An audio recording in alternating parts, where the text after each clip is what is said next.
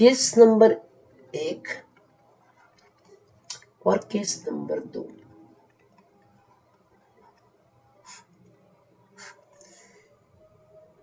Case number 1 में क्या होता है, तो हम बताते हैं कि भाई केस नंबर 1 में ये होता है कि हमारे पास कोई कॉन्सेंट्रेशन है 5 to 3 मोलर, और हमारे पास ये दूसरा कोई 0.00005 to 3 मोलर है। तो इस दोनों को देख के हमें पता चलता है कि भाई कौन से वाले को याद रखना इजी होगा, ये वाले को याद रखना इजी होगा। ये वाले को याद रखना बहुत ही सिंपल नहीं है। तो ये केस में हमें पीएच यूज करना है, इस केस में हमें पीएच यूज करना नहीं है बच्चों। So what when we have to use, तो उसको हम बोलेंगे कि ये डाइल्यूटेड सॉल्यूशंस है। कैसा? Diluted solutions.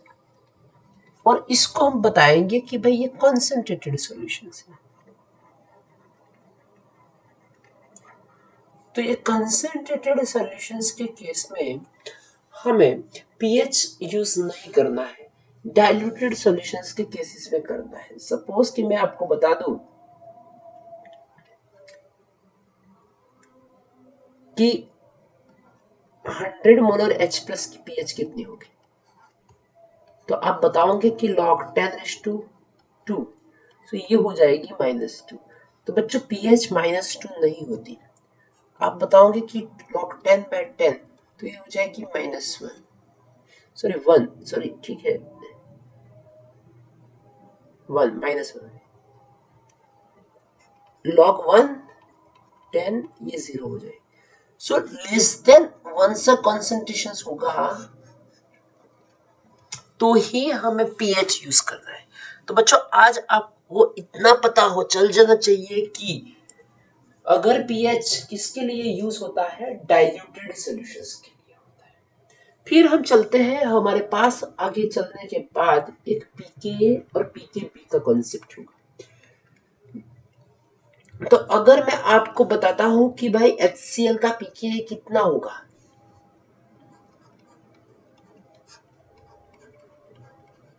ये मेरा क्वेश्चन है बच्चों, तो आपका आंसर एक 30 सेकेंड देता हूं मैं, आप सोच लीजिए क्या होगा।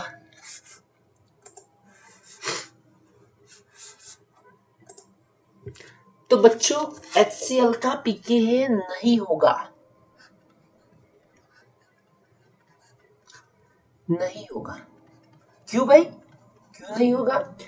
तो बच्चों जैसे हमने बताया कि पीएच डाइल्यूटेड सॉल्यूशंस के लिए यूज होती है, इस तरह सेम पीके वो वीक एसिड के लिए कॉन्सेप्ट है। ये किसके लिए कॉन्सेप्ट है? This is the concept for the week acids, and pKb is also a concept for the weak base.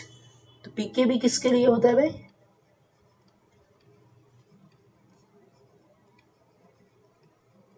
Weak base के लिए। ये चीज आपके माइंड में होनी चाहिए कि भाई पीएच डाइल्यूटेड सॉल्यूशंस के लिए यूज होता है, और पीके और पीकेबी वो वीक एसिड्स के लिए और वीक बेस के लिए यूज होता है। स्ट्रॉन्ग एसिड और स्ट्रॉन्ग बेस के लिए कोई पीके पीकेबी नहीं होता।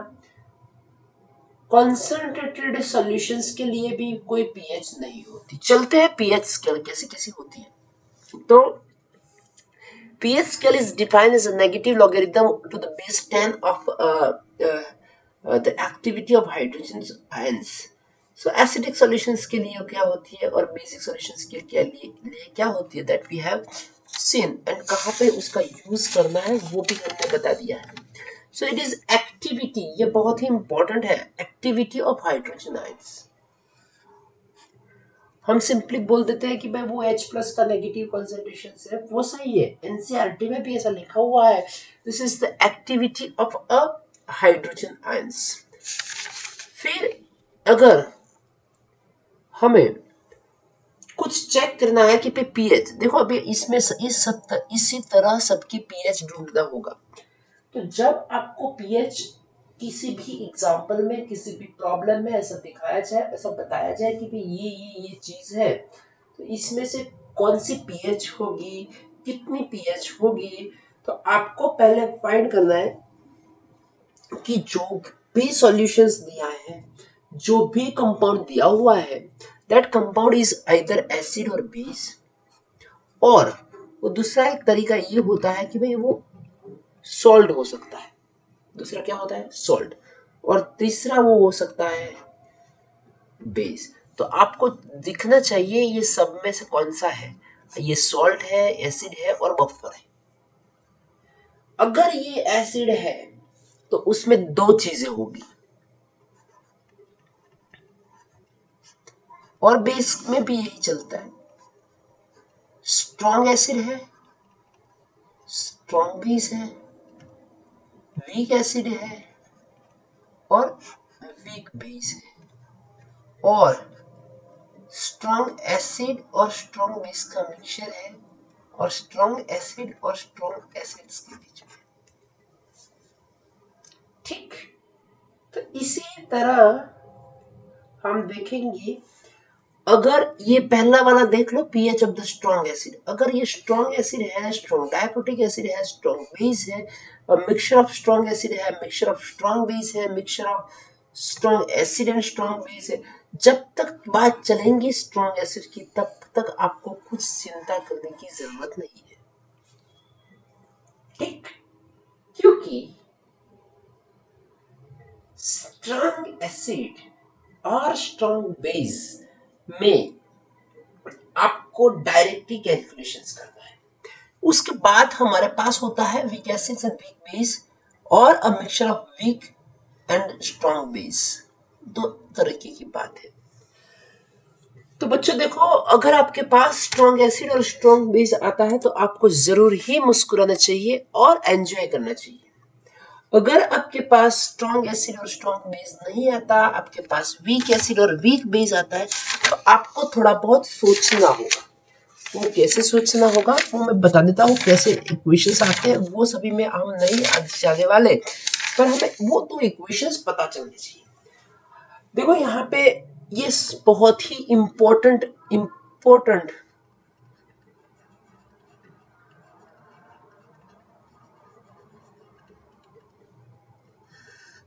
कॉन्सेप्ट मैं आपको बताता हूँ, और वो कॉन्सेप्ट है वो, जब आप वीक एसिड और वीक बेस की बात किया करोगे ना, तो उसमें दो कॉन्सेंट्रेशंस होंगे। कौन से कॉन्सेंट्रेशंस होंगे, तो सोच लो बच्चे, हमारे पास एक एसिड का कॉन्सेंट्रेशंस और एक H+ का कॉन्सेंट्रेशंस, ऐसे ही हमारे पास बेस का कॉन्सेंट्रेशंस और हमारे पास OH- का कॉन्सेंट्रेशंस। जब हमारे पास एसिड का कॉन्सेंट्रेशंस होगा तो हमारे पास H+ का कॉन्सेंट्रेशंस भी होगा। आपको जरूर ही कॉन्सेंट्रेट ये करना है कि पीएच के लिए मेरे को दोनों कॉन्सेंट्रेशन में से H+ का कॉन्सेंट्रेशन लेना है, एसिड के कॉन्सेंट्रेशन से मेरे को कुछ लेना देना नहीं है। बेस के साथ हमें OH- का कॉन्सेंट्रेशन लेना है, हमें बेस के कॉन्सेंट्रेशन के कोई लेना देना है। तो अगर स्ट्रॉन्ग एसिड होगा तो ये और ये, जब हम यहाँ पे केस बना के लिखते हैं, अगर मेरे पास स्ट्रॉन्ग एसिड्स है तो ये इसका कॉन्सेंट्रेशन सेम हो जाएगा। अगर मेरे पास वीक एसिड्स है तो उसको ढूंढने के लिए मेरे पास एक इक्वेशन ये होगा, H+ is equal to K into C। Concentration ये तो दिया हुआ होगा यहाँ पे, अगर K नहीं दिया तो उसको ढूंढने के लिए हमारे पास ये भी एक इक्वेशन होगा। दोनों सेम ही है, जैसे बस जस्ट इस तरह करना है। तो अभी ये दोनों में से कंफ्यूजन होगा कि कब डिवीजन करना है, कब मल्टीप्लिकेशन करना है। तो बच्चों आप उसको इस तरह पे याद रख सकते हो कि ये अल्फा डिग्री ऑफ डिसोसिएशन, एक ऊपर की ओर होता है एक नीचे की ओर होता है, तो के में ये डिवीजन होगा यहाँ से। और H प्लस में देखो ये सब साथ में चलता है, तो ये सब साथ में मल्टीप्लीकेशन होगा। ये थोड़ा बहुत याद रखने का तरीका है। ऐसे ही वीक बेस के लिए और स्ट्रॉन्ग वीक बेस के लिए आप ऐसा बता सकते हो कि भाई OH माइनस, तो OH माइनस के लिए Kb आ जाएगा into C concentration of the base, और अल्फा के लिए हमारे पास Kb अपन सी आ जाएगा।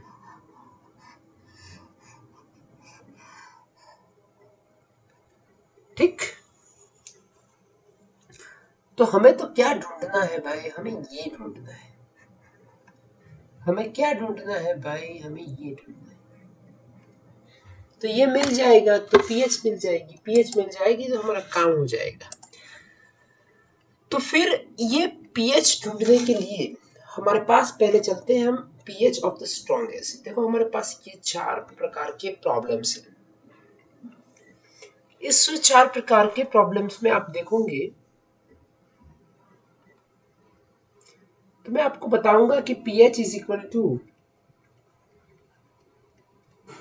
Minus log H plus X, तो इसमें क्या हो जाएगा माइनस लॉग 10⁻⁻1, तो ये चीज हो जाएगी आंसर 1। इसमें क्या होगा pH is equal to minus log H plus, तो इसमें क्या हो जाएगा भाई माइनस लॉग, तो इज इक्वल टू 3। इसमें क्या होगा pH is equal to minus log 10⁻⁻7, तो ये क्या हो जाएगा 7। तो यहाँ पे pH is equal to minus log 10⁸8, तो ये क्या हो जाएगा भाई ये।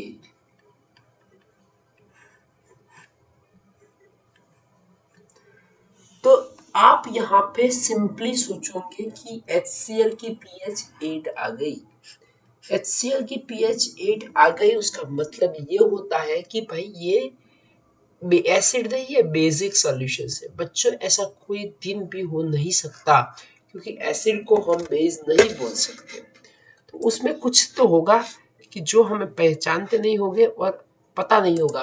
तो इस केस में तो क्या होता है कि कोई बार हमें H2O में से निकलता हुआ H प्लस और OH माइनस के कॉन्सेंट्रेशंस की भी बात करनी होगी। तो जब हम H2O में से निकलते हुए H प्लस और OH माइनस के कॉन्सेंट्रेशंस की बात किया करेंगे, तो उस टाइम जब H प्लस का कॉन्सेंट्रेशन 10⁻⁻6 मोलर से ज्यादा होगा और 10⁻⁻6 मोलर से कम होगा। जब 10⁻⁻6 मोलर से ज्यादा होगा तो इस केसेस में आपको कंसीडर करना नहीं होगा किसका कॉन्सेंट्रेशन H प्लस का ज्यादा होगा, तो H plus ions from water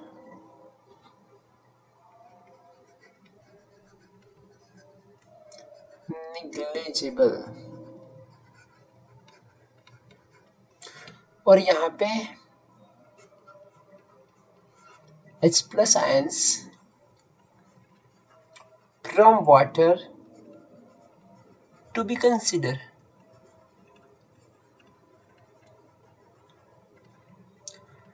तो ये कुछ we are getting something different, it should not be like that.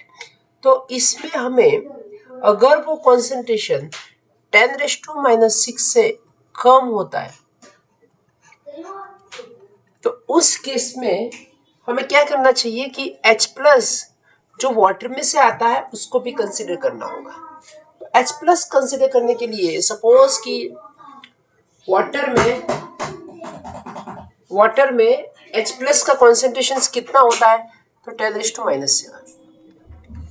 तो यहाँ पे ये भी 10⁻⁷ कहाँ से आया, HCl से। तो हम बता देते हैं कि 10⁻⁷ HCl से प्लस 10⁻⁷ वाटर से, तो वो क्या हो जाएगा, 2 × 10⁻⁷ मोलर हो जाएगा।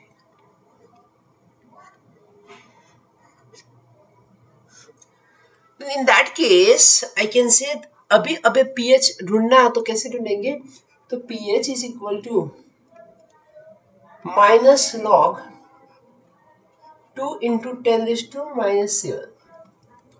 सो 7 माइनस 0.30, तो ये करीबन कुछ आ जाएगा 6.7 के आसपास। तो now this is very good for us, this is pH less than 7। यहाँ पे भी सेम होगा, 10⁻⁸, 10⁻⁷। So 10⁻⁷ to 1 plus 0.1. So we are getting 1.1 into 10⁻⁷. pH is equal to minus log 1.1 10⁻⁷. So is equal to 6 minus, ये करीबन कुछ 0 point के something ही होगा, क्योंकि लॉग 1 0 हो जाता है, तो ये करीबन कुछ आ जाएगा 6.9 के आसपास। ये सही है, हाँ, एसिड के अलावा वो चेंज नहीं होना चाहिए, तो ये pH कुछ आ जाएगी। तो जब आपका कॉन्सेंट्रेशन 10⁻⁻⁶ से कम हो, तो आपको H प्लस आयन कहाँ से ढूंढने होंगे, हमें ढूंढने होंगे वाटर के H2O से। चलते हैं आगे, pH of strong diprotic acid. देखो, जब स्ट्रॉन्ग एसिड आपके पास आ जाता है तो आप बहुत ही खुश हो जाना। किसको स्ट्रॉन्ग एसिड बोलना है, किसको वीक एसिड्स बोलना है, that we have seen in the initial of this chapter. तो देखते हैं, यहाँ पे हमारे पास कुछ H2SO4 है, तो H2SO4 का डिसोसिएशन होके तो H plus SO4 minus 2H plus हो गए, तो ये 2H प्लस हो गए, तो यहाँ पे उसका कॉन्सेंट्रेशन 0.01 मोलर होता है, तो ये 0.01 तो हो ही जाएगा into 2। तो हमें H प्लस के कॉन्सेंट्रेशन का बहुत ही जरूरत है, तो ये H प्लस कुछ हो जाएगा हमारा, ये 0.02, ये 0.02 हो जाएगा, इसलिए ये तो 10⁻⁻⁶ से ज्यादा ही है, तो कोई दिक्कत वाली बात नहीं है। तो pH इज इक्वल टू क्या हो जाएगा, pH is equal to minus log 2 × 10⁻⁻² हो जाएगा। अगर ये 2 × 10⁻⁻ हो चला, तो ये हो जाएगा 2 माइनस 0.3010, तो उसकी करीबन pH हो जाएगी 1.7। तो बच्चों, यहाँ पे ये चीज बहुत ही इम्पोर्टेंट थी कि 1 मोल H2SO4 होता है ना,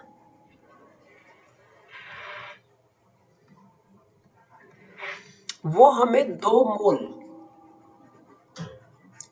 H प्लस देके चलता है। तो हमको pH ढूंढने के लिए किसकी जरूरत होती है, हमको pH ढूंढने के लिए ज्यादातर हमें H प्लस आयंस के कॉन्सेंट्रेशन की जरूरत होती है, और उसके बेसिस पे ही हम करते चलते हैं, ठीक है। फिर pH of the strong base, बात आती है स्ट्रॉन्ग की, तो आप बहुत ही थोड़ा थोड़ा मंद मुस्कुराना, क्योंकि स्ट्रॉन्ग जो होता है ना, इसमें बहुत दिक्कत वाली बात नहीं होती। तो हमें कैसे पता चलेगा कि ये स्ट्रॉन्ग एसिड है, स्ट्रॉन्ग बेस है, वीक एसिड है, वीक बेस है। मैंने पहले ही आपको बताया दिया है कि जिसमें pKa और pKb का वैल्यूज जिसमें आता है, जिसमें pKa और pKb का वैल्यू जिसमें आता है,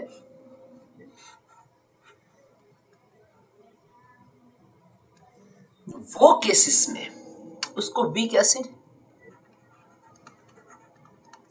और वीक बेस बोला करते हैं। और जिसमें पीके और पीकेबी नहीं दिया उन सबको हम स्ट्रॉन्ग एसिड और स्ट्रॉन्ग बेस बोला करेंगे। तो कैलकुलेट ये सब चीजें देख लेते हैं एक बार। Calculate the pH of the 10⁻⁻⁻। तो उसमें बात वो चलेगी कि OH माइनस का कॉन्सेंट्रेशन 10⁻⁻6 मोलर से ज्यादा और 10⁻⁻6 मोलर से कम, ज्यादा और ये कम, सॉरी, और ये बात आएगी कम वाली। तो इस केस में हमें क्या लेना है कि देखो ये 10⁻², तो वो तो 10⁻6 से ज्यादा है, तो ये यहाँ पे होगा, तो वाटर के OH माइनस को कंसीडर करना ही होगा। सो यहाँ पे POH is equal, sorry pH, okay, POH is equal to minus log OH minus. So क्या हो जाएगा, is equal to log 10⁻²।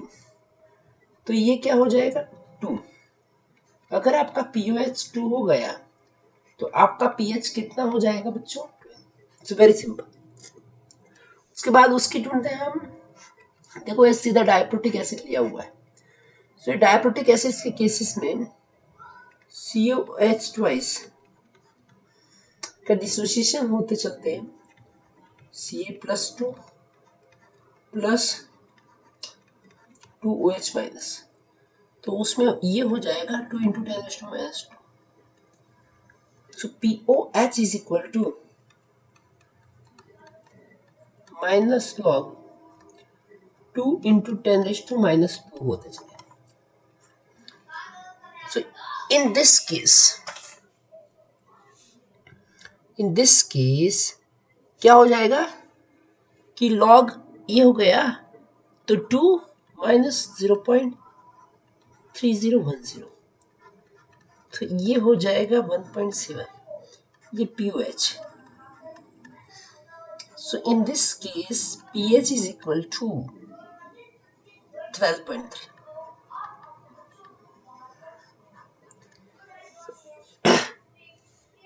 Calculate pH of 10⁻⁻7। बच्चों ये 10⁻⁻7 है जो वो 10⁻⁻6 से कम है, तो हमें वाटर के भी OH माइनस कंसिडर करने होंगे। So OH minus is equal to 10⁻⁻7 minus 10⁻⁻6, sorry 10⁻⁻7, तो ये कुछ हो जाएगा 2 × 10⁻⁻7। तो ये चलते हैं POH 2 × 10⁻⁻7, so is equal to 7 minus 0.30 is equal to 6.7 की और चले जाएगा वो पीएच। ठीक है, उससे आगे चलते हैं हम, तो वो देखते हैं कि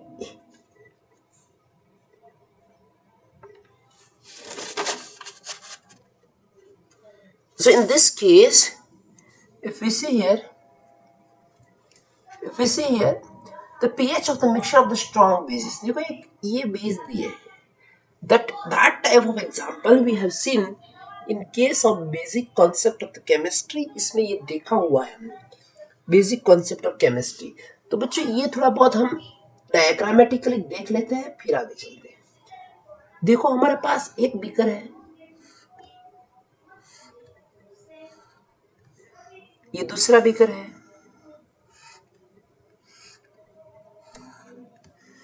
तो ये फर्स्ट वाला जो बीकर है इसमें हम बताते हैं कि इसमें 200 ml 0.001 मोलर NaOH है, और इसमें हम बताते हैं कि भाई ये 800 ml 0.005 मोलर POH ट्वाइस है। तो जब ये दोनों को हम मिक्स करेंगे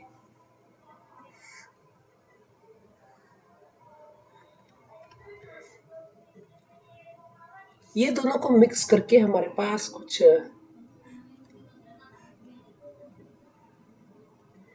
ये मिलता है। तो जब आप दोनों को मिक्स करोगे तो यहाँ पे कुछ एक सॉल्यूशंस बनेगा, उसकी पीएच आपको ढूंढनी है। तो वो पीएच ढूंढने के लिए हमें क्या करना चाहिए? तो ये जब हम इसका इक्वेशंस होगा N1V1 plus N2V2 divided by V total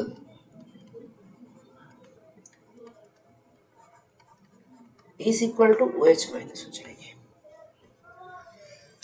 Then we see that this is equal to, पहले इसका ले लेते हैं, तो वो तो मोलारिटी और नॉर्मलिटी सेम ही होगी।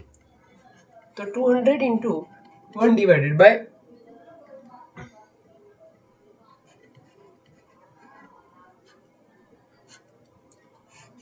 ये हो जाएगा N प्लस इवन में कितना हो जाएगा 0.0005 है वो हो जाएगा 0.01 इंटू 800 में डिवाइडेड बाय वी टोटल कितना हो जाएगा 800 into 200 that means 1000 is equal to what we get here is 8 plus 0.2 divided by 1000 is equal to 1.2 into 10 raised to minus 3 molar.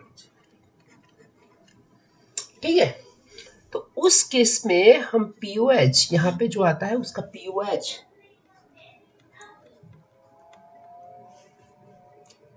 Minus log 8.2 into 10 raised to minus 3 हो जाएगा is equal to 3 minus log 8 कितना हो जाएगा। Log 8 हम इस तरह भी ले सकते हैं कि 2/3 और लॉग 8 का वैल्यू करीबन 0.9 के आसपास होगा, तो ये कुछ आ जाएगा 2.1 की आसपास पीएच हो जाएगी। तो पीओएच हो जाएगी, तो पीओएच इतनी हो जाएगी, तो पीएच कितनी हो जाएगी वो आपको पता चल ही जाएगा। ठीक है, वेट फॉर 1 मिनट।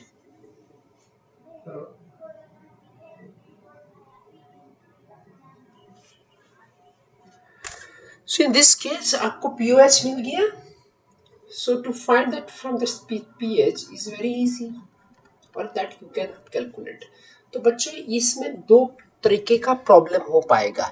एक ये इक्वेशन में N1V1 कब डालना और N1V1 और M1V1 कब डालना। अगर आपको कुछ ही पता नहीं चलता तो आप N1V1 कभी भी यूज कर सकते हो, उसमें कुछ दिक्कत नहीं आएगी। पर आप जब M1 का यूज करते हो तब आपको पता होना चाहिए कॉन्सेप्ट, इसीलिए बेटर है कि हम डायरेक्टली N1V1 ही यूज करेंगे। ये कुछ एक प्रॉब्लम दिया हुआ है और इसमें दिया हुआ है कि pH of BOH twice solution is 13 and number of millimoles of BOH2 present in 10 ml the solutions will be। एक आपके पास बीकर हुआ करता है,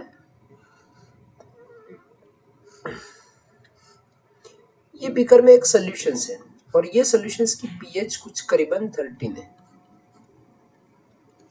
ठीक, और इसमें से आप 10 ml निकाल देते हो,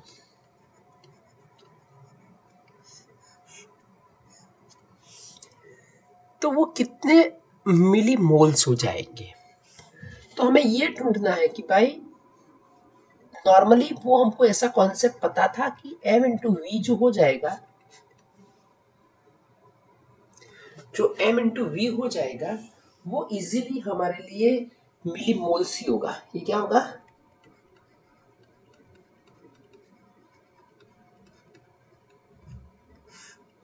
मिली मोल्स हो जाएगी। तो अभी हमारे पास V तो है, तो व्हाट अबाउट M, वो नहीं है, तो कैसे ढूंढेंगे कि तो H हमको 13 दी, तो हम उसमें से POH निकाल देंगे कि वो भाई 1 हो जाएगी, तो यहाँ से OH इज इक्वल टू 10⁻⁻1 हो जाएगा। तो अभी ये OH 10⁻⁻1 है, तो उसके आधा, आप ऐसा भी बोल सकते हो कि 2 मोल OH माइनस गिव 1 मोल BOH ट्वाइस। तो हमारे पास कितने हैं, 10⁻⁻1 मोल OH माइनस है, तो इसमें से कितने मोल BOH ट्वाइस हो जाएगी, तो 1/2 इंटू 10⁻⁻1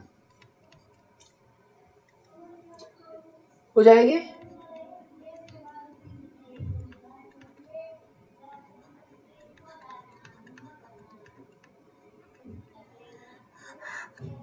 ये हो गया 10⁻2 मोलर हो गया मोलारिटी। तो अभी आप देख लोगे कि m इंटू वी, हमारा m कितना है, 5 इंटू 10⁻² इंटू वॉल्यूम कितना है 10, तो ये कुछ हो जाएगा 0.5। तो ये हमारा आंसर हो जाएगा। ये आंसर क्या दिखाता है कि आपके पास जो एक सॉल्यूशन है वो सॉल्यूशन 13 pH वाला है BOH का, तो उसमें से आप 10 ml लोगे तो कितने कितने कितने कितने मोल्स होंगे। आप वॉल्यूम चेंज किया करोगे, वॉल्यूम चेंज करोगे तो क्या होगा, चेंज इन मोल, क्योंकि वो क्वांटिटी है, but almost molarity is same.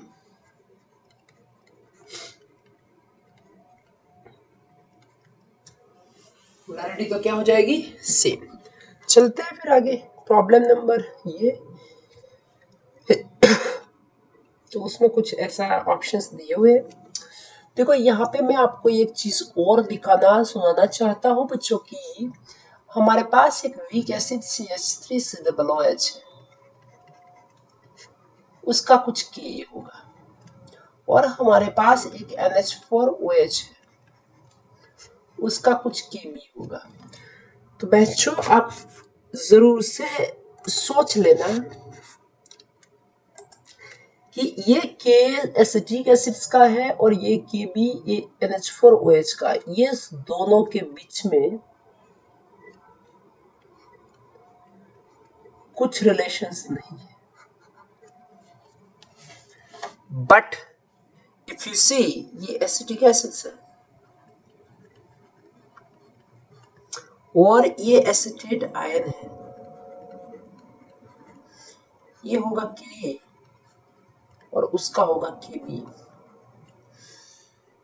तो बच्चों ये Ka और Kb के बीच में रिलेशंस है, तो मैं आपको ये दिखाना सुनाना और समझाना चाहता हूं कि जब आपके पास वीक एसिड्स के कॉन्जुगेटेड बेस और वीक बेस के कॉन्जुगेटेड एसिड्स होंगे तो उसके बीच में रिलेशंस होगा। कोई भी एसिड कोई भी बेस के बीच में रिलेशंस नहीं होता।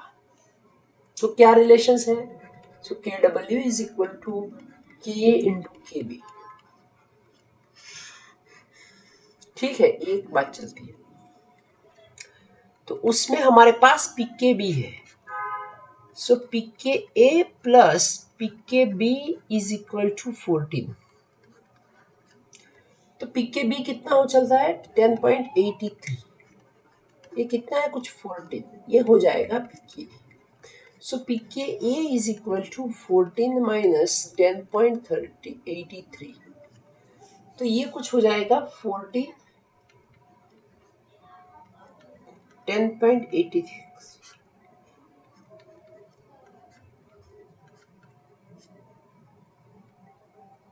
ये 3.17 हो जाएगी। तो pKa इज इक्वल टू 3.17 3.77 हो जाएगी। सॉरी 10 मानी 3 10 7 7 1, ये 1 हो जाएगा। चलो ठीक है, तो उसको आगे चलते हैं। तो हमें इसमें से के निकालना है और उस टाइम पे आपको ये बहुत ही इंपॉर्टेंट इस तरह लगेगा कि आप यहाँ पे देखोगे तो ये हो जाएगा माइनस लॉग के,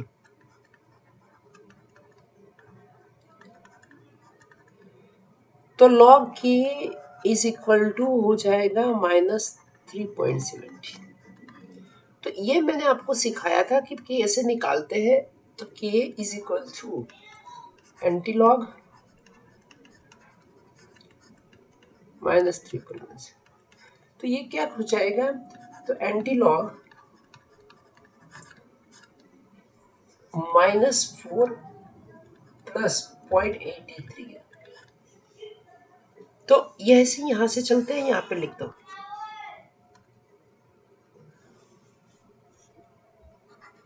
एंटी लॉग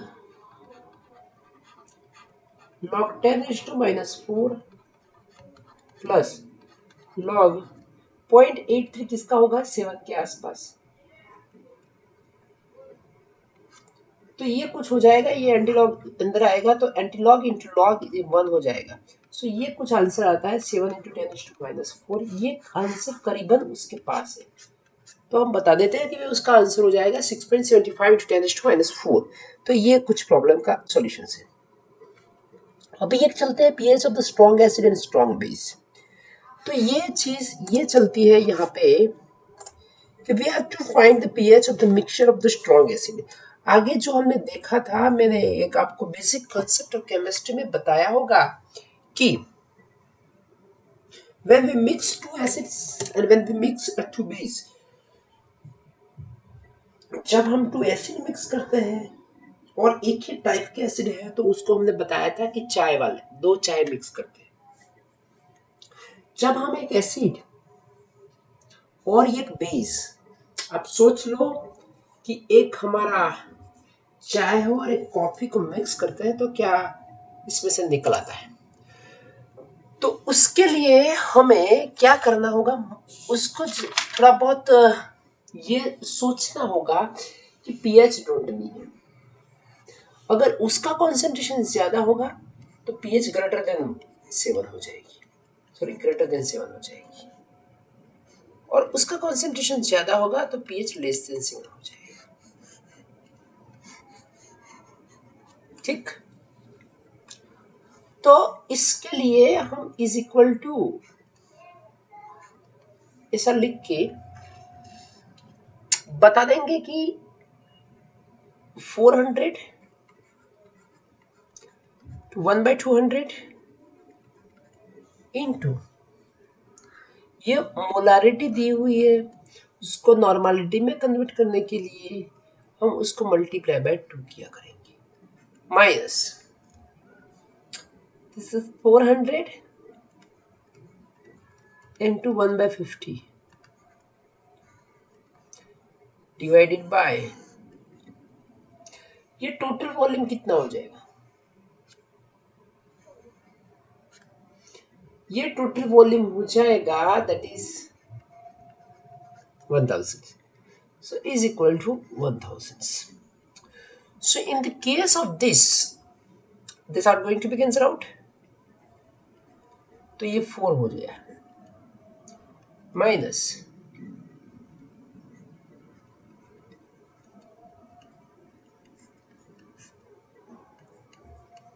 तो ये किसका था भाई? ये HCl का था। उसका मतलब ये होगा कि HCl का कॉन्सेंट्रेशन थोड़ा बहुत ज्यादा है। If it is more then we can say this pH would be the acidic। तो इसमें से हम ऐसा बता सकते हैं कि 4 × 10⁻³ सो pH इज इक्वल टू, अगर बेस का कॉन्सेंट्रेशन ज्यादा होगा था तो हमको POH मिलता है, एसिड का कॉन्सेंट्रेशन ज्यादा है इसलिए हमें pH मिलता है, minus log 4 × 10⁻³ so is equal to 3 minus 0.5, so ये कुछ हो जाएगा 2.5 pH हो जाएगी। तो ये ऐसे एसिड एसिड मिक्स किया करते हैं, एसिड बेस मिक्स किया करते हैं, बेस बेस मिक्स किया करते हैं। अभी तक हमने जो बातें किया कर चुके हैं वो स्ट्रॉन्ग एसिड्स की है। चलते हैं आगे pH of monobasic weak acids. ये कुछ मोनोबेसिक वीक एसिड्स की बात है हमारे पास। अगर ये मोनोबेसिक वीक एसिड्स है तो हमें ये बात जरूर ही दिखना चाहिए कि ये CH3COOH, तो वो 100% डिसोसिएशन नहीं ही होने वाला, तो CH3CO minus plus H plus है। अगर इसका कॉन्सेंट्रेशन 0.2 है तो हम ये नहीं सोच सकते कि ये 0.2 ही होगा, तो उसके लिए हमें H प्लस को ढूंढना होगा।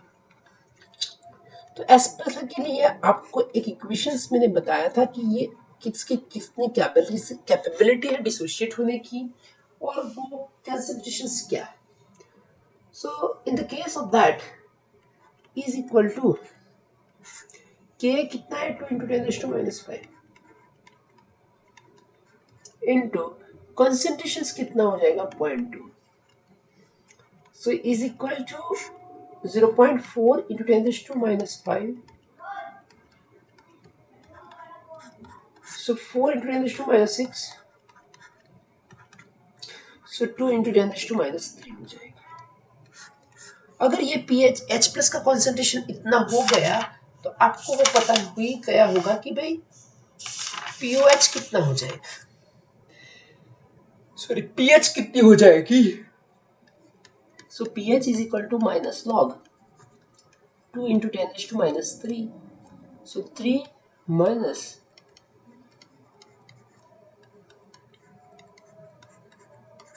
ठीक। अगर ये K नहीं दिया होता और अल्फा दिया होता है तो अल्फा के बेसिस पे हमें यहां से अल्फा और C की वैल्यू डाल के K का वैल्यू निकालना होगा और फिर एग्जाम्पल करना होगा। ठीक, तो ये थोड़ा लंबा हो जाएगा, ये भी बात सेम ही है। तो उसके लिए हमें OH का कॉन्सेंट्रेशन निकालना होगा क्योंकि ये बेस है। Calculate the pH of 0.01 NH4H, so is equal to Kb into C। तो Kb कितना है 2 × 10⁻⁵, और C कितना है 10⁻⁵, so is equal to 2 × 10⁻⁸, so is equal to 1.4 × 10⁻⁴ हो जाएगा। तो ये OH हो गया। देखो हर बार आपको pH ही ढूंढना होगा, तो आपको POH मिले तो आप उस स्टोरी को pH की ओर लेके चलना। So POH is equal to 4 minus वो 1 है कुछ 1.4, वो करीबन कुछ नजदीक ही होगा, तो दैट इज 3.9। मैं लिख देता हूँ POH, तो pH कितनी हो जाएगी 14 माइनस 3.9, ये कुछ निकाल दोगे आप तो you can get also this, क्या मिल जाएगा आपको pH मिल जाएगा। तो ये कुछ pH हमें इस तरह मिलती है। ये बात वीक एसिड्स की चली। अभी हम आगे थोड़ा बहुत देखेंगे, वीक एसिड्स का देख लिया तो अभी ये कुछ उसको नेक्स्ट लेक्चर में दिखा करेंगे, पर हम ये बात ढूंढ लें कि जब आपको किसी भी सॉल्यूशंस की pH ढूंढना बताया जाए, then first and foremost thing आपको ये देखना चाहिए कि दिया हुआ सॉल्यूशंस क्या है, ये सब में से क्या है। सब क्या है हमारा, ये सब क्या है, ये सब वाली बात ये है कि either it is salt, it is acid base और इट इज बफर। अगर ये सॉल्ट है तो सॉल्ट वाले इक्वेशन यूज किया करो, अगर ये एसिड है तो एसिड वाले इक्वेशन किया करो, और ये बफर है तो बफर वाला एक ही इक्वेशन होगा हमारे पास। That also we will see and do the discussions on that. Okay, I hope you enjoy this online learning।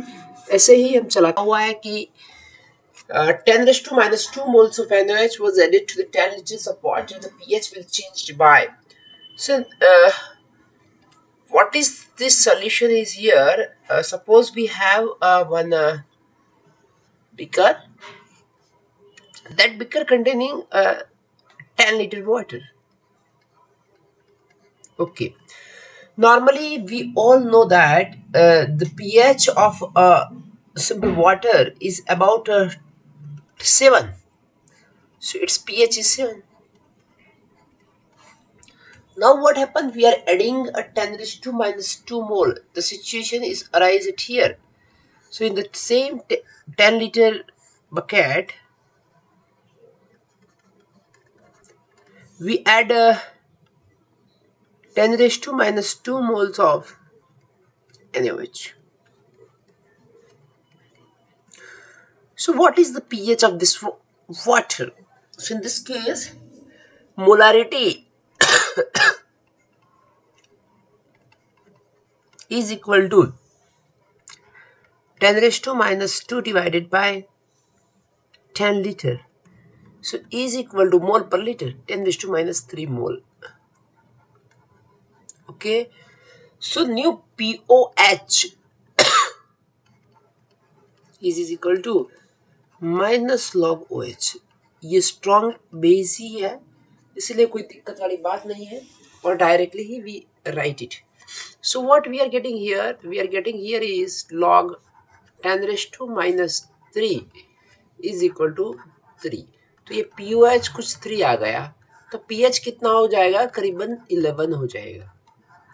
So initial pH is 7 and now we are getting the 11. So तो change कितने का हुआ, 4 का. तो answer क्या जाएगा इसमें, 4. ठीक है. ये कुछ बात बताई है pH of the mixture of weak and strong base.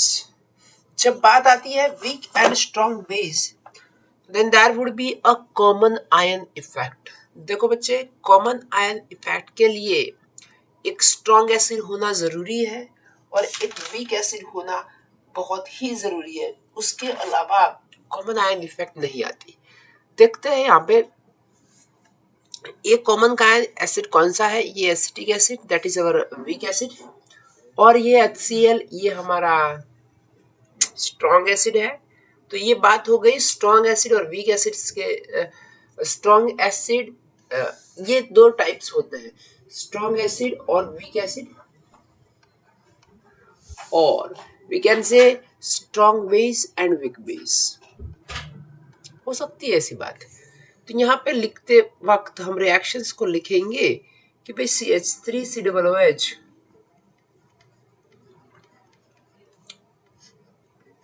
Dissociate होके हमें क्या मिलता है, CH3COO माइनस और H प्लस.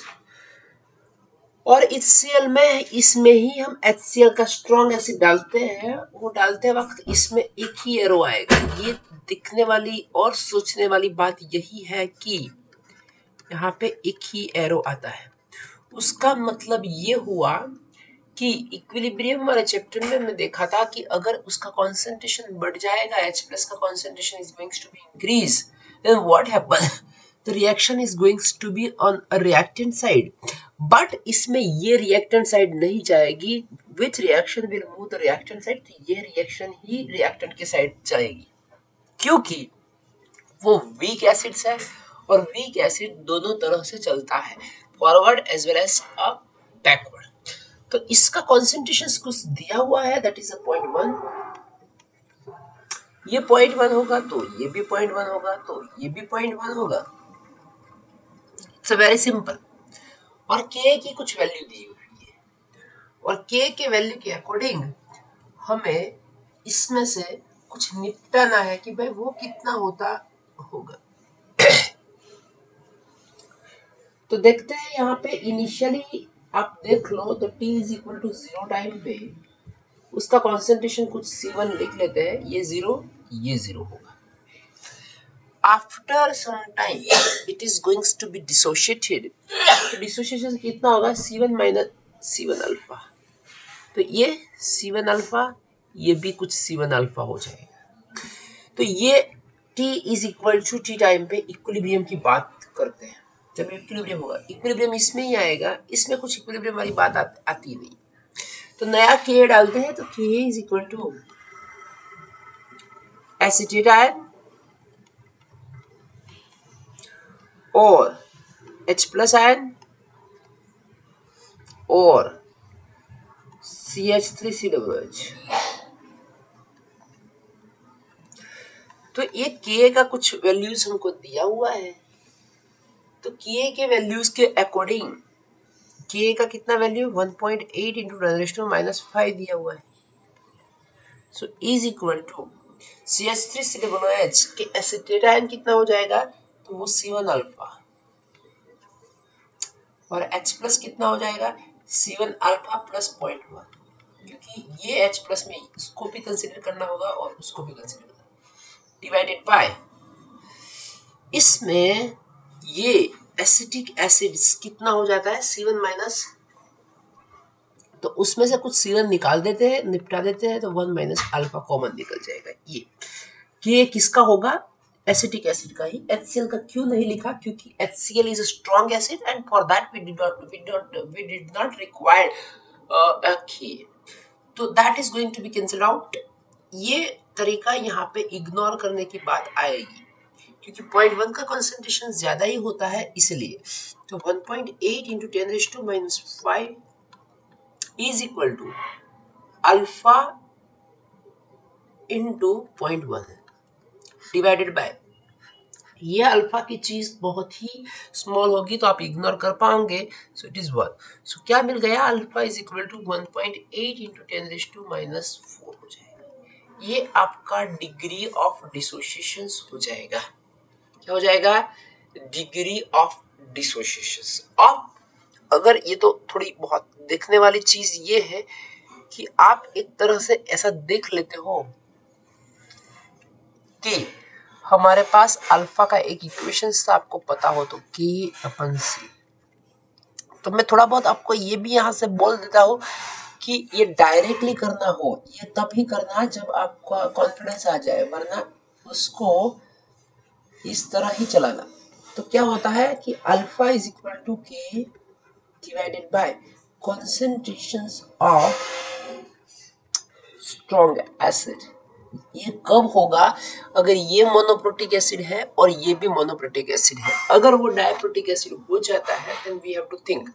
अगर आप इस तरह से भी करोगे तो आपको ये याद रखना है कि यहाँ पे उसको इग्नोर करना है और दूसरा ये इग्नोर करना है, then and then only you are getting the answer, right?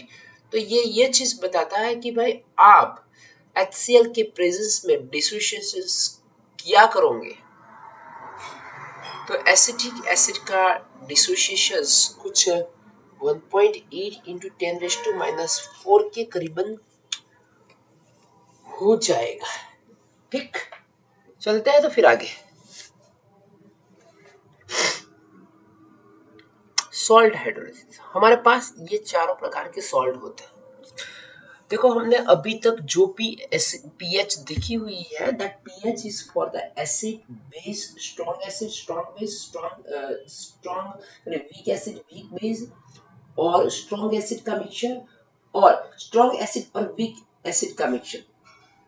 ठीक है, अगर अभी तक हमने उस डायरेक्शन में नहीं चले कि जहाँ वीक एसिड वीक बेस और वीक एसिड का मिक्सचर हो, वो केसेस हमने नहीं देखे और जरूरत भी नहीं। यहाँ पे हम सॉल्ट का हाइड्रोलिसिस देखते चलते हैं। In case of the salt hydrolysis, we have 4 types of salt. Generally हम पूरी बातें करने वाले नहीं है यहाँ पे, but directly we want to give some answer. So अगर आपका सॉल्ट स्ट्रॉन्ग एसिड और स्ट्रॉन्ग बेस से बना हुआ है तो ये बात हो जाएगी NaCl। तो उस केस में आपका पीएच हो जाएगा न्यूट्रल। ठीक है, उसमें आपको कुछ भी सोचना नहीं है। वो हाइड्रोलिसिस वाली बात है, लंबी स्टोरी, वो लंबी स्टोरी पे हम नहीं चलने वाले। Just we see this example or the equations and directly we are able to give the answer. NaCl हो जाएगा, KCl हो जाएगा, KNO3, K2SO4, ये सब बात चलेगी। Then we have a salt of a strong acid and weak base. तो ये बात चलेगी इसमें NH4Cl देख लो, then we have AlCl3 देख लो।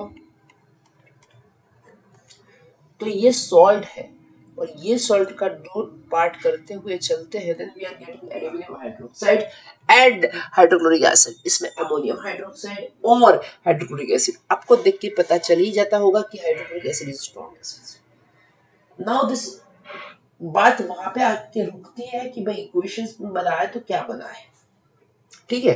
तो उसमें वीक बेस है, देखो बच्चे ये दोनों इक्वेशंस को हम कोरिलेट करेंगे। उसमें वीक बेस है, उसमें वीक एसिड्स है।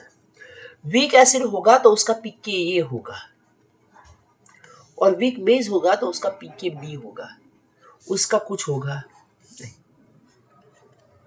ठीक। तो चलते हैं कि पीएच की ओर। PH is equal to 1/2 pK W pK B और लॉग सी, ऐसा कुछ आता है। आपको याद रखना हो तो आप इस तरफ याद रख सकते हो के बी सी, ठीक। देखते हैं, I inform you pH is equal to 1/2 pK W, that is 14। Directly 14 लिख दो, कुछ प्रॉब्लम नहीं होगा। PK then log C. तो बच्चे यहाँ पे क्या डाले तो प्लस डाले और माइनस डाले, वो कंफ्यूजन ज्यादातर बच्चों में रहता ही है और आप में भी होगा। तो आप थोड़ा ये ए को पकड़ लो। अगर ए है तो उसको इंग्लिश में बोलते हैं एडिशंस। जिसमें एडिशंस आता है तो यहाँ पे भी प्लस डालो, यहाँ पे भी प्लस डालो। और ये बी है तो आपको थोड़ा बहुत शायद याद होगा ही कि गुजराती में बी को बाद बाकी बोलते हैं। बाद बाकी मीन्स सबट्रैक्शंस। तो यहाँ पे आप माइनस डालो, हो गया pK W minus pK B minus log C. और अभी बात आके चलती है weak acid and strong base की। Sorry, weak acid and weak base होगा ये। तो दोनों हमारे वीक हो जाए, अगर हमारे दोनों वीक हो जाते हैं तो क्या करने का।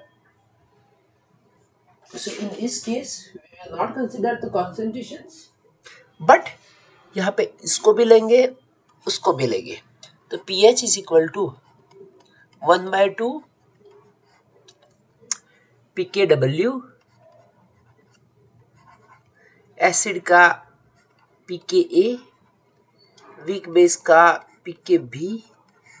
सॉरी, यहाँ पे क्या आएगा भाई, ए में एडिशन तो बी में बाद बाकी आ जाएगी।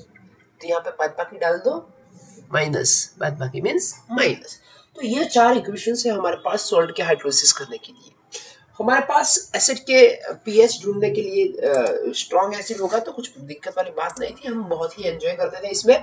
वीक एसिड होता था तो हमारे पास ये दो इक्वेशंस थे, ये अल्फा और ये एच वाला मैंने सिखाया था, अल्फा इज इक्वल टू के अपन सी, और एच में पैरेलल में क्या होगा के इंटू सी। तो यहाँ से कुछ एच प्लस को ढूंढना था, that we have seen already. चलते हैं आगे। तो ये प्रॉब्लम है हमारा, एक एक्वायर्ड सॉल्यूशंस है of CH3 solutions of CH3NaOH will be. तो ये क्या हो जाएगा, ये क्या हो जाएगा, एसिडिक होगा, अल्कलाइन होगा, न्यूट्रल होगा कि नन ऑफ दिस अबव होगा। तो बच्चों इसमें क्या करना होता है आप जानते हो, इसमें तो कि CH3COONA हमारे पास है, और ये CH3COONA को डिवाइड करके हमें एसिटेट आयन मिलेगा और Na प्लस मिलेगा। तो ये एसिटेट आयन एसिटिक एसिड बनाएगा, Na प्लस NaOH बनाएगा।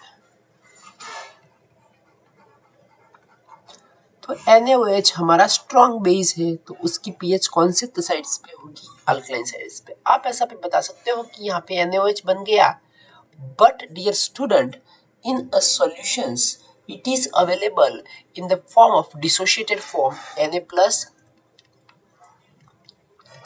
and OH। तो ये डिसोशिएटेड फॉर्म में ही रहेगा, तो फिर क्या होगा, तो हम पीएच क्या मिलेगी, बेसिक। ठीक, चलते हैं आगे। ये हमारा कुछ है कि pH of 0.02 mole range for ClPKb इसको से दिया हुआ इज इक्वल टू। तो ये सभी कुछ इसमें से आंसर निकालने हैं हमें। तो चलते हैं कि जब pH ढूंढना बताया तो हमें सब क्लियर करना होगा। सब क्लियर करना होगा मीन्स वेदर ये दिया हुआ है, ये क्या है मीन्स ये S स्टैंड फॉर सॉल्ट है, A स्टैंड फॉर एसिड है, B स्टैंड फॉर बफर है। बेस की बात नहीं करते, एसिड के अंदर ही बेस आ जाता है। तो इसमें से हम निकालेंगे कि हाँ भाई ये हमारा सॉल्ट है, सॉल्ट होगा तो हमारे पास 4 इक्वेशंस है, चारों में से 3 यूज करते हैं, डायरेक्टली एक को डिफाइन करते हैं। तो ये क्या होगा, इससे भी पता चल जाएगा कि भाई it's a weak base. Okay, weak base है। तो मैंने आपको बताया था कि भाई इक्वेशन आप डाल ही दो, pH is equal to 1/2 pKw, base में बदबाकी pKb माइनस लॉग सी। बच्चों अभी यहाँ पे देखा करो कि ये जो C है, जो कॉन्सेंट्रेशन है, वो हमारा सॉल्ट का होता है, वो आपको पता होना चाहिए। ये कॉन्सेंट्रेशन किसका होता है भाई? सॉल्ट का। अगर वो नहीं पता चलेगा तो कंफ्यूजन हो जाएगा। ये सॉल्ट का कॉन्सेंट्रेशन दिया हुआ है, वेरी सिंपल। तो 1/2 pKw कितना था हमारा 14, pKb 4.73। अभी बात आ गई लॉग सी, 2 × 10⁻²।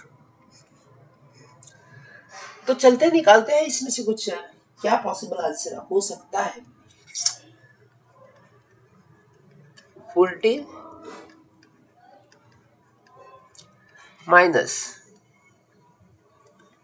-2 प्लस, तो इज इक्वल टू 1/2 14 में से ये 14 माइनस 4.73, ये माइनस माइनस प्लस हो जाएगा और 1.6 के करीबन।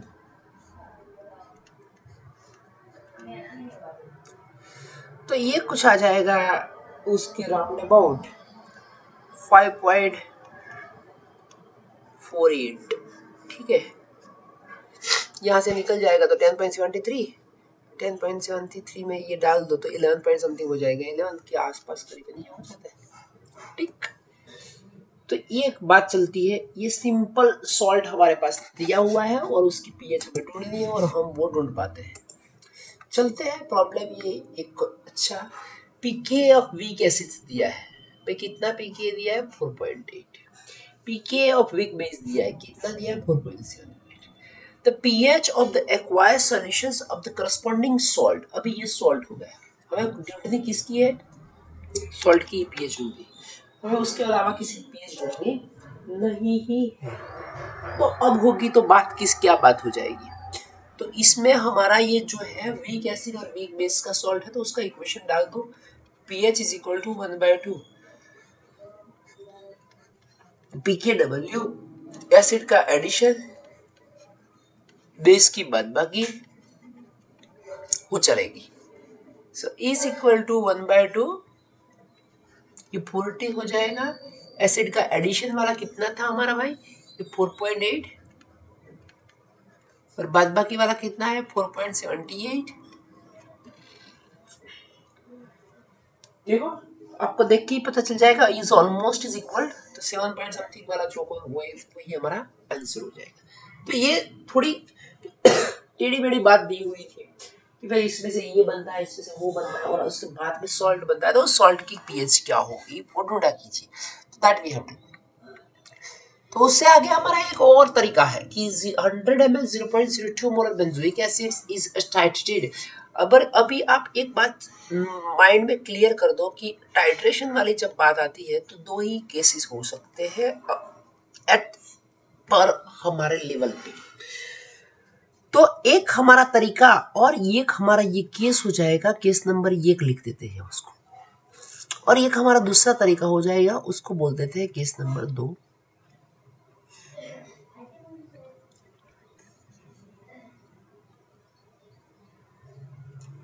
केस नंबर 1 इसको बताएंगे कि भाई कंप्लीट न्यूट्रलाइजेशन,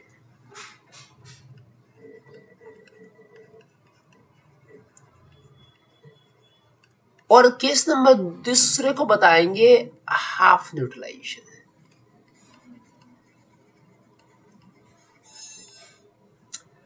और केस नंबर तीसरे को भी बता देते हैं। चलो भाई यहाँ पे ये दोनों के अलावा कहीं पे intermediate neutralisation,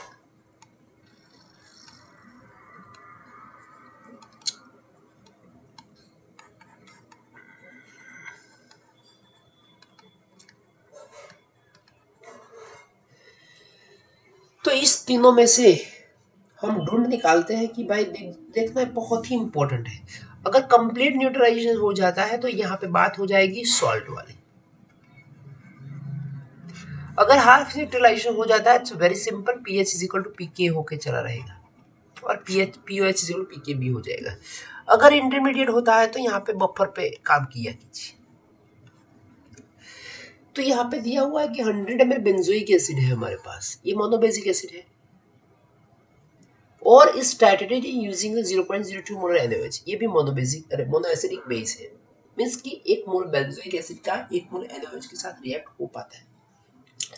pH value after the 50 ml और 100 ml NaOH has been decided। अगर आप ये 100 ml है, 1 मोल रिएक्ट होता है तो आप 50 डालोगे तो 50 पे हाफ न्यूट्रलाइजेशन हो जाएगा, क्योंकि 100 में से 50 का यूटिलाइजेशन हो गया तो अभी जाके वो कहाँ खटे रहेगा, ये 50 बाकी रहेगा। ये तो हम ये बता सकते हैं कि ये pH is equal to pKa होगा जब उसका आधा न्यूट्रलाइजेशन हो जाएगा। तो देख लेते हैं भाई हमारा pKa क्या है 4.2, तो ये तीनों में से कौन आंसर की पॉसिबिलिटीज है। ठीक, अब हम 100 ml डाल देते हैं तो उसका जो सॉल्ट बनेगा वो सॉल्ट कैसा बन जाएगा बच्चों, ये COON है। ये किसका सॉल्ट हो गया, वीक एसिड स्ट्रॉन्ग बेस का। तो ढूंढ निकालो हमारा इक्वेशंस कौन सा था, हमारा इक्वेशंस कौन सा था वो आपको थोड़ा बहुत याद आना चाहिए अभी, क्योंकि वो नहीं आएगा तो नहीं चलेगा। तो pH is equal to 1/2 pKw, ये एसिड का एडिशन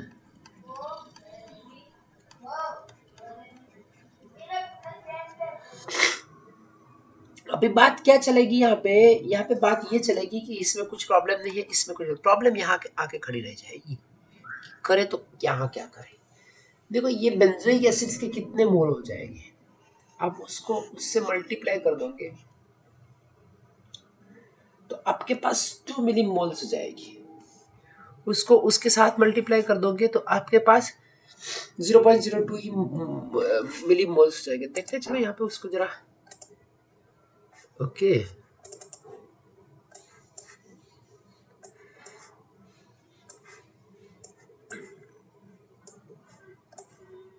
ओके चलो अभी अच्छा दिखता है ना।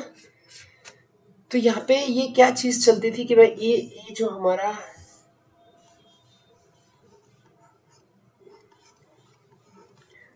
कुछ बेंजोइक एसिड है उसका रिएक्शन हम NaOH के साथ करवाते हैं तो हमें कुछ सोडियम बेंजोएट मिल जाता है प्लस OH माइनस, ठीक है। उसके कितने मोल रिएक्ट होते होंगे आप ढूंढ निकालोगे तो इसमें उसके 2 मोल्स 2 मिलीमोल्स, इसके 2 मिलीमोल्स तो उसके भी 2 मिलीमोल ही बनेंगे, इसमें कुछ नई बात नहीं है। तो अभी ये कॉन्सेंट्रेशंस कितना हो जाएगा, तो ये जो कुछ भी था 2 मिलीमोल उसको कितने में डाला गया, उसको 200 ml में डाला गया, तो ये कुछ हो जाएगा आपका 1/100, ये होगा कॉन्सेंट्रेशन ऑफ सॉल्ट। ये क्या हो जाएगा, कॉन्सेंट्रेशन ऑफ अ सॉल्ट। अगर आपको इस तरह देखना हो तो आप इस तरह भी देख सकते हो, 2 millimole 10⁻³ mole into 10⁻³ divided by 200 ml। तो ये चीज क्या हो गई, आपको ये पता है कि N into 1000 divided by VmL is equal to capital M molarity हो जाएगी, ठीक है। तो यहाँ पे ये डाल दो और डायरेक्टली इस तरह कर लो, तो ये कुछ कैंसिल आउट हो जाएगा, ये भी कैंसिल आउट हो जाएगा, 1/100 हो गए। तो कॉन्सेंट्रेशन लॉग C कितना हो जाएगा, 10⁻²। अभी आप यहाँ पे देख लो, so is equal to 1/2 14 plus 4.2 और log 2 दिस -2, तो इसमें कुछ हो जाएगा 1/2, ये 14 प्लस 2.2, 1/2 16.2, तो ये हो जाएगा 8.1। तो यहाँ पे चलो देखते हैं इसको भी, तो ये हमारा कुछ करीबन आंसर हो जाएगा। तो ये तीसरी बात हमने चलाई कि भाई ये टाइट्रेशन में कैसे किया करें। अभी हम जा रहे हैं वो बफर की ओर। हमने बताया कि यहाँ पे पीएच ढूंढनी होती है, तो हमारे पास 3 ही तरीके होते हैं। सब देख लो, सब में क्या दिखे, सॉल्ट देखो, एसिड देखो और बफर देखो। तो अभी चलते हैं बफर। बफर के लिए हमारे पास एक ही इक्वेशन है। बफर किसको बोलते हैं, that is very important. Buffer इसको बोलते हैं कि भाई जो हमारे पास कुछ एक सॉल्यूशंस है,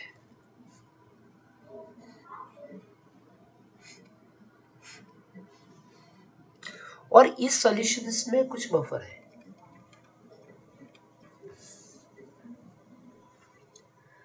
और उस बफर में हम कुछ एसिड और बेस डालते हैं। अगर एसिड और बेस डालने के बाद वो रेजिस्ट करता है किसके लिए, पीएच को चेंज करने के लिए,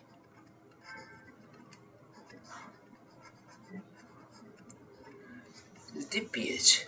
तो उस सॉल्यूशंस को जो इसमें दिया हुआ है, उस सॉल्यूशंस को हम बोल देंगे भाई ये बफर है हमारा। ये क्या बात है हमारी, बफर की। Is the solution that resist the change in the pH when a small amount of acid और बेस इज एडेड और when the solution is diluted. So types of buffer में हमारे पास दो टाइप के बफर होते हैं, एक एसिडिक बफर होता है और बेसिक बफर होता है। थोड़ा बहुत हम बफर को बोल देंगे बेचारा। क्या बोलेंगे, बेचारा। क्यों बोलेंगे ऐसा, क्योंकि बफर बेचारा इसीलिए है कि बफर हर हमेशा वीक एसिड और वीक बेस में से ही बनता है। किसमें से बनता है बच्चों, बफर बेचारा क्यों है, क्योंकि वो वीक एसिड और वीक बेस में से ही बनता है। एसिडिक बफर इसको बोलते हैं बफर ऑफ वीक एसिड, इसमें वीक एसिड और इसका कंजुगेटेड सॉल्ट, और बेसिक बफर में वीक बेस और उसका कंजुगेटेड सॉल्ट। तो इसमें हम बता देंगे बात CH3COOH, और ये हो जाएगी CH3COO-। बेसिक बफर में हम चलाते हैं कि भाई NH4OH, और इसमें हो जाएगा NH4Cl। ठीक है, तो ये कॉन्जुगेटेड होना चाहिए। आप कुछ भी डाल दो HCl और NaOH, तो वो बफर नहीं बनाएंगे, इस तरह बफर नहीं बनता। बफर कैसे बनता है, बफर बेचारा। मैंने क्यों बेचारा लिखा, क्योंकि वो वीक एसिड और उसके कॉन्जुगेटेड बेस में से मिलेगा, और उसका स्ट्रॉन्ग बेस के बफर मिलते नहीं है, स्ट्रॉन्ग एसिड के भी बफर नहीं मिलते। तो हमारे पास इसके लिए दो इक्वेशन है बच्चों, वो आप बहुत ही अच्छी तरह जानते हो, Henderson Helmholtz equation. pH is equal to pK plus log salt upon acid, और POH is equal to pKb plus log salt upon base. चलो, तो ये बड़ी सब स्टोरिया। This problem is when a solution of benzoic acid was titrated with NaOH and the pH of the solution when halt, the acid neutralization was 4.2. Dissociation constant of this acid is what? तो मैंने आपको ये बताया है कि जब half neutralisation होता है, हाफ न्यूट्रलाइजेशन में क्या स्टोरी चलती है, तो हाफ न्यूट्रलाइजेशन पे ये स्टोरी चलती है कि pH is equal to pKa plus log salt molar concentration upon acids molar concentration. आप देख लो यहाँ पे ये 50 होगा, ये 50 होगा, परसेंटेज वाइज देख लो और कॉन्सेंट्रेशन वाइज, तो ये कैंसिल होकर 1 हो जाएगा। तो इस तरीके से यहाँ पे क्या हो चलेगा, pH is equal to pK। ठीक है, now in the case of pH is equal to pKa, तो जब हाफ न्यूट्रलाइजेशन होता है, आधा आधा न्यूट्रलाइजेशन, आधा तटस्थीकरण हो जाता है, तो उसमें क्या होगा यहाँ पे कि आपको एसिड न्यूट्रलाइजेशन पे pH दी हुई है, तो यही pH आपकी pK हो जाएगी। तो मैं आपको बता देता हूँ कि pKa इज इक्वल टू 4.2, तो उस पे क्या चलेगा कि minus log K is equal to 4.2, log K is equal to minus 4.2। अब यहाँ पे देखते हैं कि भाई log K is equal to anti-log of, sorry, K is equal to anti-log of minus 4.2 हो चलेगा। तो आपको इस तरह देख के पता वो तो चल ही जाना चाहिए कि भाई आंसर कौन सा हो सकता है, दोनों ही आंसर में से एक आंसर पॉसिबल हो जाएगा। क्यों भाई ऐसा होगा, क्योंकि देख लो 4.2 है, तो अब मैंने आपको एंटी-लॉग निकालने से सिखाया था कि भाई एंटी-लॉग 5 -5 प्लस 0.8 हो चलेगा। तो क्या होगा, anti log log 10⁻⁵ plus log यहाँ पे 0.8 है, तो यहाँ पे 7 के करीबन आप ले सकते हो। तो ये हो जाएगा 7 इंटू 10⁻⁵। तो देख लो बच्चे, अप्रोक्सीमेशन के अकॉर्डिंग भी उसका आंसर ये हो चलेगा। ठीक, तो ये आंसर आ गया। ये हाफ न्यूट्रलाइजेशन वाला बहुत ही बार they will ask because it is very easy. Let us go. This buffer solutions contain 1 mole of NH4, 2 SO4 and 1 mole of NH4OH. इसके भी कुछ दिया हुआ है, pH of the solutions would be। तो देख लो, ये बफर है, तो वो तो बात फिक्स हो गई भाई, बफर होगा तो सॉल्यूशन आंसर तो आपका वो ही होगा, इक्वेशन आपका एक ही होगा। और वो इक्वेशन कौन से वाला होगा, तो वो भी हमको पता है कि भाई हमारा equation pH is equal to वो वाला होगा। तो ये pOH की बात चलती है, तो pOH is equal to pKb plus log salt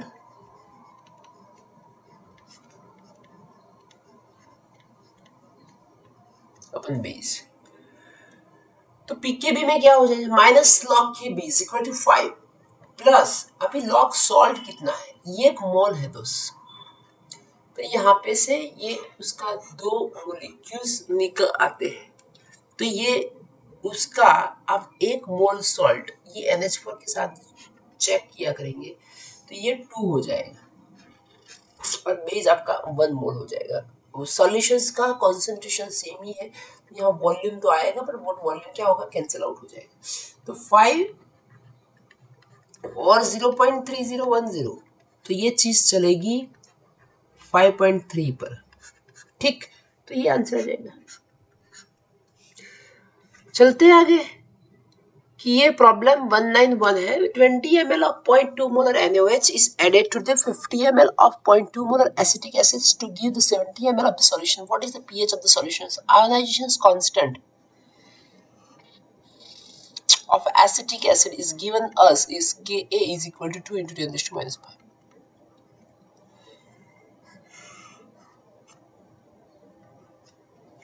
ठीक है, Ka is equal to 2 into 10⁻⁵ चलता है। तो यहाँ पे हम ये देख लेते हैं कि भाई एक हमारा एक एसिटिक एसिड है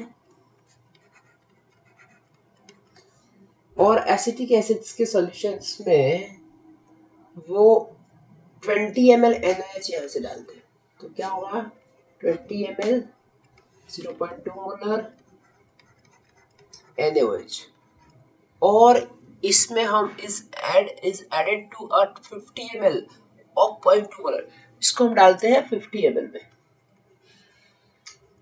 0.2 मोलर एसिटिक एसिड। देखो ये मोलारिटी भी सेम है, और यहाँ पे जो ये मोनो एसिडिक बेस है और ये मोनो बेसिक एसिड्स है, वो एक एक मोल के अकॉर्डिंग ही रिएक्ट होंगे। तो टोटल वॉल्यूम हमारा हो जाएगा 70 ml। तो 70 ml में कितने ml सॉल्ट होगा? तो सॉल्ट होगा 20 ml सॉल्ट, और इसमें कितने ml आपका एसिड होगा? तो वो हो जाएगा 30 ml वाला एसिड हो जाएगा। ठीक है, तो अभी ये देखते चलते हैं कि इसमें से कुछ आंसर निकाल के लाना है। 191 वाला प्रॉब्लम है हमारा वो। और इसमें हम देखें तो इक्वेशन तो हमारा वही चलेगा, कौन सा वाला? pH is equal to pK plus log salt upon acids. देखो हम पहले सॉल्ट की बात किया करते हैं, तो सॉल्ट की बात में क्या होगा? M1V1 is equal to M2V2। तो पुराने वाली मोलारिटी क्या थी? 0.2। उस टाइम वॉल्यूम कितना था सॉल्ट का?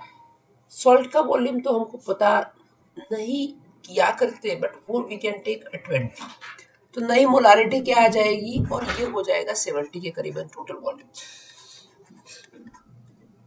सो ये हो जाएगा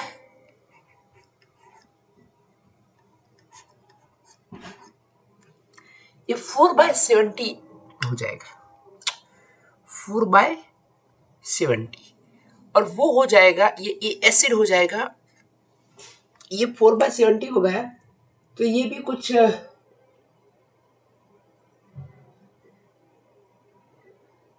30.2, इसमें से बाकी रहा वो 30,